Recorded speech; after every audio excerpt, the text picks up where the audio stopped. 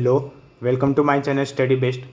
तर आज आपला सायन्स वनचा पेपर झाला. खूप पेपर इझी होता ॲज कम्पेअर टू मॅथ टूमुळे खूप जणांना भीती होती की सायन्स वनचा पण पेपर अवघड येईल, पण यावेळेस सायन्स वनचा पेपर खूप इझी होता. खूप स्टुडंटला आउट ऑफ 40 मार्क्स पडत आहेत. काही जणांना 1-2 MCQमुळे चुकल्यामुळे किंवा त्यामुळे 39-38 किंवा अबोव 35 मार्क्स हे खूप स्टुडंटला पडत आहेत. तर तुम्हाला पण याचे आन्सर सर्व चेक करा आणि कमेंट बॉक्समध्ये सांगा की तुम्हाला आउट ऑफ 40 किती मार्क्स पडले. तर चला, पहिला प्रश्न पहा काय होता. Gold plated ornaments in the example of पहिल्याचं इलेक्ट्रोप्लेटिंग येतं. दुसरं पहा, the functioning of the satellite launch vehicle is based on Newton's third law, C आहे. तिसरं पहा, dash is one of the combustible component of LPG, याचा आहे propane, B answer आहे. चौथं पहा, the power of convex lens of a focal length 25 centimetre, याचं येतं 4.0D, हे ए येतं याचं आन्सर. त्यानंतर फिफ्थ MCQ पहा. फिफ्थ MCQ बघा, dash colour is deviated the list in the spectrum of white light obtained with the glass prism, याचं red answer येतं. त्यानंतर नेक्स्ट पहा, answer the following. Odd man out होते, यातलं PSLV जे आहे हे ऑडमॅन आउट आहे. त्यानंतर कंप्लीट द कोरिलेशन होतं. ग्रुप 1 अल्कली मेटल्स आहे, तर ग्रुप या ठिकाणी ग्रुप लिहा. ग्रुप 17 जे आहे ते काय आहे, हॅलोजन्स आहे. ग्रुप 17 याचा आन्सर आहे. त्यानंतर पहा, मॅच द फॉलोइंग होतं. रिफ्रॅक्टिव्ह इंडेक्स ऑफ वॉटर, मी काल इम्पॉर्टंट क्वेश्चनमध्ये सांगितलं होतं की रिफ्रॅक्टिव्ह इंडेक्स वॉटर किंवा एअरचे तुम्ही पाठ करा. तर रिफ्रॅक्टिव्ह इंडेक्स ऑफ वॉटर जे आहे ते आहे 1.33, सी आहे ऑप्शन. त्यानंतर state true or false, and electric motor converts mechanical energy into electrical energy, याचा आन्सर फॉल्स आहे. इलेक्ट्रिकल टू मेकॅनिकल आहे, ठीक आहे. त्यानंतर write the IUPAC name of the following structure formula, तर याचं आहे तर IUPAC जर तुम्ही व्यवस्थित केला असेल, मी काल सांगितलं होतं मोस्ट इम्पॉर्टंट याच्यामध्ये की तुम्ही तो पूर्ण बॉक्स करा. तर याचा आन्सर आहे प्रोपेन 2OL, ठीक आहे. दुसरं लिहिण्याची पण पद्धत आहे, पण शक्यतो तो आपल्या बुकमध्ये हे दिलेली आहे, ह्याच मेथडनं तुम्ही करा, प्रोपेन 2OL. त्यानंतर पहा next, answer the following give scientific reason any 2 आहे. Atomic radius goes on increasing down the group, आपल्या हे बुकच्या आपल्या पेज नंबर 25मध्ये बघा. आपलं बुक तुम्ही सोबत ठेवा सायन्स वनचं, त्यामध्ये तुम्हाला आन्सर एकदम एक्झॅक्ट भेटून जाईल. तर 25 पेज नंबरमध्ये एकदम शेवटचा जो पॅराग्राफ आहे हे आन्सर आहे पहिल्या सायंटिफिक रिझनचं. हे आन्सर आहे पहिलं, एकदम शेवटचा जो पॅराग्राफ आहे ते जर तुम्ही त्यामधले 2 to 3 पॉईंट जर लिहिले व्यवस्थित तर तुम्हाला 2 पैकी 2 मार्क्स या ठिकाणी भेटून जातील, ठीक आहे. त्यानंतर पहा next, simple microscope is used for watch repairs, तर हे पण आपल्या बुकमधलंच आहे. जसं तसं मी ऑलरेडी तुम्हाला सांगितलं होतं की एक्झरसाईजचेच क्वेश्चन आपल्याला एक्झाममध्ये विचारले जातात, जे की एक्झरसाईजचाच हा क्वेश्चन होता आणि आपल्या बुकमध्ये पण याचा आन्सर आहे. थोडंसं स्मॉल आन्सर दिलेला आहे. पेज नंबर 90वर जर बघितलं, सिम्पल मायक्रोस्कोपमध्ये शेवटचा जो आहे 2-3 लाईन्स ते तुम्ही जर वाचल्या, त्याचे जे पॉईंट्स केले तर तेवढे जरी पॉईंट्स लिहिले तर तुम्हाला 2 पैकी 2 मार्क्स या ठिकाणी भेटून जातील. त्यानंतर थर्ड जे आहे, it is recommended to use airtight container for storing oil for long time, तर हे पण तुम्हाला आन्सर आपल्या बुकमध्ये भेटून जाईल. पेज नंबर 45 एकदम चॅप्टरच्या शेवटी, थर्ड चॅप्टरच्या शेवटी जे आहे रॅन्सिडिटीमध्ये ते तुम्हाला बघायचं. रॅन्सिडिटी म्हणून आहे हे टॉपिक, यामध्ये तुम्हाला या ठिकाणी याचा आन्सर भेटून जाईल. यामधले जर तुम्ही 2 to 3 पॉईंट्स जर लिहिले तर तुम्हाला 2 out of 2 या ठिकाणी मार्क्स भेटून जातील. तर सायंटिफिक रिझन जसे बुकमध्ये होते तसेच आलेले आहेत. त्यानंतर पहा next question 2B, answer the following question any 3 आहे 6 मार्क्सचा. तर पहिला जो होता न्यूमरिकल होता, मी सांगितलं होतं की ग्रॅव्हिटेशनचा न्यूमरिकल 100% तुम्हाला एक्झाममध्ये येईल आणि जे फ्री फॉलची इक्वेशन आहे त्यानुसार येईल. ते S = UT + ½ AT², U इथे 0 दिलेला आहे, टीची व्हॅल्यू दिलेली आहे, 5 पण उपयोग नाही, 1/8 जीची व्हॅल्यू काढायची आहे, S दिलेला आहे, टीची व्हॅल्यू दिलेली आहे. याचा आन्सर जर तुम्ही कॅल्क्युलेट केलं तर 0.4 मीटर/सेकंड². युनिट लिहा, युनिट नाही लिहिलं तर तुमचा हाफ मार्क्स या ठिकाणी जाऊ शकतो. त्यामुळे पूर्ण असा आन्सर लिहिला असेल तर तुम्हाला 2 पैकी 2 मार्क्स या ठिकाणी भेटून जातील. त्यानंतर draw neat label diagram of Hope's apparatus, page number 65. Hope's apparatus मी कालच सांगितलं होतं की डायग्राम मोस्ट इम्पॉर्टंट आहे, त्यामुळे होप्स ॲपॅरेटसची डायग्राम तुम्हाला जशी लेबलिंग वगैरे सगळं व्यवस्थित केलं असेल तर तुम्हाला पेज नंबर 65वर ती डायग्राम भेटून जाईल. त्यानंतर आहे state laws of refraction, page number 74. आता हे लॉज ऑफ रिफ्रॅक्शन मी काल सांगितलं होतं, मोस्ट इम्पॉर्टंट क्वेश्चन आहे, त्यामध्येच होता laws of refraction, laws of reflection 9th ला बघितलं होतं. तर हे लॉज ऑफ रिफ्रॅक्शन आहे पेज नंबर 74वर. 2 लॉज दिलेले आहेत, हे जर तुम्ही लिहिले असतील तर तुम्हाला या ठिकाणी 2 पैकी 2 मार्क्स भेटून जातील.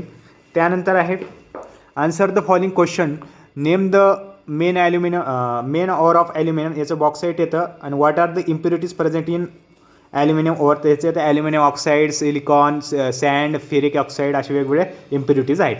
त्यानंतर पहा मी सांगितलं होतं रूल्स तिन्ही, right hand rule, left hand rule हे खूप इम्पॉर्टंट आहेत. त्यामुळेच डायग्रामॅटिकल फॉर्ममध्ये आलं होतं बघा. हे लास्ट इयरला पण अशा प्रकारचा क्वेश्चन विचारला होता. तर या ठिकाणी पहिल्याच एचं येतं डायरेक्शन ऑफ मॅग्नेटिक फील्ड आणि दुसऱ्याचं येतं डायरेक्शन ऑफ करंट.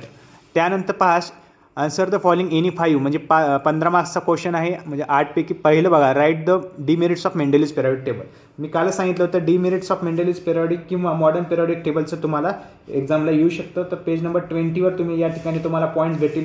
5 पॉईंट्स दिलेले आहेत. त्यापैकी तुम्ही जेवढे पॉसिबल आहेत तेवढे लिहिले. तर हे 1 2 3 4 पॉईंट्स आहेत, 4 पॉईंट्स. आणि त्याचे एक्झाम्पल जर व्यवस्थित तुम्ही लिहिले असतील तर तुम्हाला या ठिकाणी 3पैकी 3 मार्क्स. एक्झाम्पल म्हणजे काय काय, या ठिकाणी कोबाल्ट निकाले आहे. या ठिकाणी जर तुम्ही अल्कली मेटल्समध्ये, हायड्रोजन हॅलोजनमध्ये एक एक्झाम्पल एकदम क्लिअर व्यवस्थित लिहिलं असेल तर तुम्हाला 3पैकी 3 या ठिकाणी मार्क्स भेटून जातील. त्यानंतरचा नेक्स्ट प्रश्न पहा, state the laws related to given diagram. तर डायग्राम आपल्याला माहिती आहे, डायग्रामवर आपल्याला कळत आहे की ह्या लॉ कोणते आहेत, केपलर्स लॉ. तर काल मी मोस्ट इम्पॉर्टंट क्वेश्चनमध्ये सांगितलं होतं की केपलर्स लॉ हे एक्झामला 100% येणार आहे. वेगवेगळ्या पद्धतीने येऊ शकतं. तर डायग्राम रिलेटेड विचारला होता. तर फक्त या ठिकाणी लॉ लिहायचे होते, Kepler's first law, Kepler's second law आणि केपलर्स थर्ड लॉ. हे स्टेटमेंट जरी तुम्ही लिहिले असेल तर तुम्हाला 3पैकी 3 या ठिकाणी मार्क्स भेटून जातील. त्यानंतर नेक्स्ट प्रश्न पहा, identify the type of chemical reaction given below. तर आपल्या रिॲक्शन दिलेल्या आहेत आणि आपल्या टाईप ओळखायचा आहे. पहिली आहे डिस्प्लेसमेंट रिॲक्शन, दुसरी आहे कॉम्बिनेशन, तिसरी आहे डिकम्पोजिशन. त्यानंतर ifs the speed of light medium is 1.5 × 10⁻10 metre, what is the absolute velocity. खूप सोपं होतं. म्यू इज इक्वल टू काय येणार, 3 × 10 ही आपली ह्याची वेलॉसिटी आहे, लाईटची वेलॉसिटी आहे. 1.5 × 10 याचं जर हे केलं तर 2 येते. याचं युनिट काहीच नसतं, युनिट काहीच लिहायचं नाही कारण हा रेशो आहे. म्हणजे ह्याचा आन्सर फक्त 2 येणार आहे.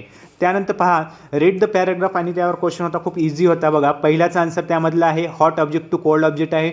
दुसऱ्याचं आहे हीट एक्सचेंज. तिसऱ्यामध्ये प्रिन्सिपल लिहायचं होतं. तर प्रिन्सिपल येतं heat energy lost by hot object is equal to heat energy gain by heat exchange, हे होता. ठीक आहे. त्यानंतर जो होता कंप्लीट द फॉलोइंग टेबल, जो कॉन्व्हेक्स लेन्स. मी कालच सांगितलं होतं की तुम्हाला मोस्ट इम्पॉर्टंट क्वेश्चनमध्ये तो टेबल पूर्ण कॉन्व्हेक्स लेन्सचा आणि कॉन्केव्ह लेन्सचा करायचा आहे. त्यावरून तुम्हाला डायग्रामचे क्वेश्चन येऊ शकतात, सगळे येऊन जाईल त्यामध्ये. त्यामुळे पहिलं जे आहे बियॉन्ड 2F1 आहे, याचं येतं बिटवीन F2 अँड 2F2. याचं येतं रिअल अँड इन्व्हर्टेड. याचं येतं पहिल्यांदा at focus F1, at infinity आणि रिअल इन्व्हर्टेड.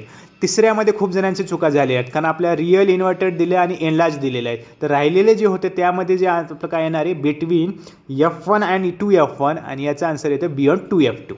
तर हे सर्व व्यवस्थित आन्सर लिहिलं असेल तुम्हाला 3पैकी 3 मार्क्स भेटून जातील. त्यानंतर नेक्स्ट पहा, explain the following terms metallurgy ores animals. तर पहिल्याचं आहे डेफिनेशन मी लिहिली आहे, तुमची थोडीशी वेगळी असू शकते.